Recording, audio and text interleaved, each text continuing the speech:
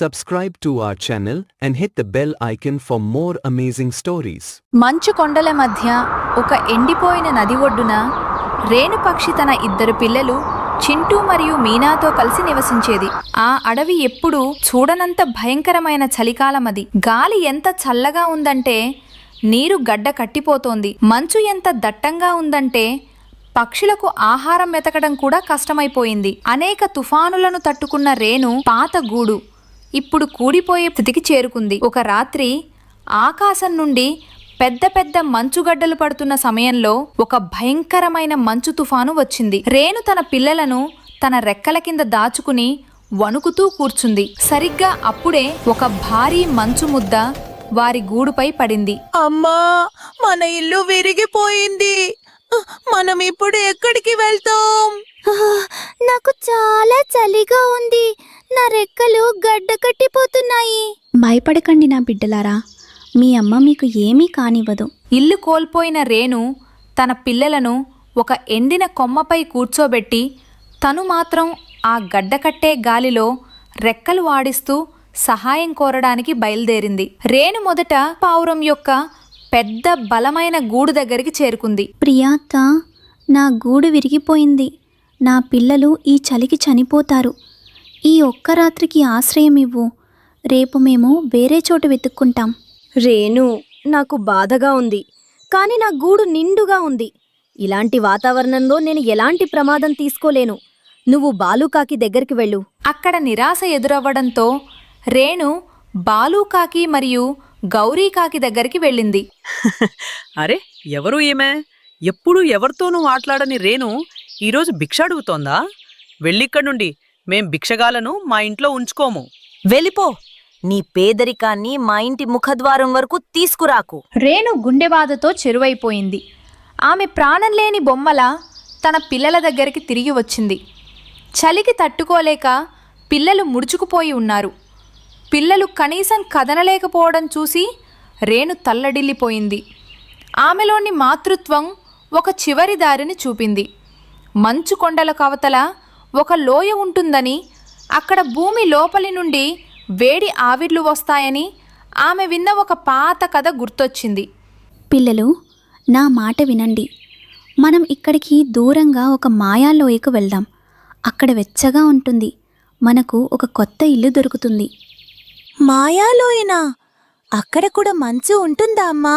అక్కడ మాకు తినడానికి ఏమైనా దొరుకుతుందా? రేణు తన ధైర్యాన్నంతటినీ కూడగట్టుకొని తన పిల్లలను తీసుకొని ఆ మంచుతో నిండిన తెలియని సుదీర్ఘ ప్రయాణానికి బయలుదేరింది. గడ్డకట్టే గారులు వారి చిన్నారి శరీరాలను చీల్చుకుపోతున్నట్లు ఉన్న రేణు సంకల్పం మాత్రం వజ్రంలా బలంగా ఉంది. అనేక గంటల బాధాకరమైన ప్రయాణం తర్వాత రేణు దాదాపు ఓటమిని అంగీకరించే స్థితికి చేరుకున్న సమయంలో ఆమెకు దూరంగా ఒక లేత గులాబీ రంగు మెరుపు కనిపించింది. వారు దగ్గరికి వెళ్తున్న కొద్దీ వారికి ఒక తీయని వెచ్చని అనుభూతి కలిగించే సువాసన తగిలింది. మనం చేరుకున్నాం. ఇది చూడండి. ఇదేంటి అమ్మా? ఇది తీయటి మంచుగడ్డనా? ఇది చాలా వెచ్చగా ఉంది. ఇంకా ఎంత మెత్తగా ఉందో. అవును పిల్లలు, ప్రకృతి మనకిచ్చిన కానుక ఇది. దీనితోటే మనం మన ఇంటిని నిర్మించుకుందాం. అది తీయగా ఉండటమే కాకుండా మనల్ని చలి నుండి కూడా కాపాడుతుంది. రేణు ఒక నైపుణ్యం కలిగిన కళాకారిణిలా తన ముక్కును ఉపయోగించింది. ఆమె పెద్ద పెద్ద పీచు పీచు మిఠాయి పొరలను తీసి వాటిని ఒకదానికొకటి అతికించి ఒక మంచుకొండ ఆధారంగా గుండ్రటి గొడుగు ఆకారపు ఇంటిని నిర్మించడం ప్రారంభించింది. ఆ మిఠాయి పొరలు ఎంత మందంగా ఉన్నాయంటే లోపల వెంటనే వెచ్చదనం ఏర్పడింది. రండి పిల్లలు, మీ కొత్త ఇల్లు సిద్ధమైంది. అమ్మా, ఇక్కడ బయట కంటే చాలా భిన్నంగా ఉంది. ఈ గోడలేమో పరుపుల్లా మెత్తగా ఉన్నాయి. నేను వీటిని ఢీకొన్నా సరే నాకు దెబ్బ తగలదు. అమ్మా, ఇది స్ట్రాబెర్రీ ఐస్ క్రీమ్ లా ఉంది. నేను దీన్ని తినొచ్చా? అవును నా ముద్దుల మీనా, ఆకలి వేసినప్పుడు కొంచెం రుచి చూడు. ఇప్పుడు మనం సురక్షితంగా ఉన్నాం.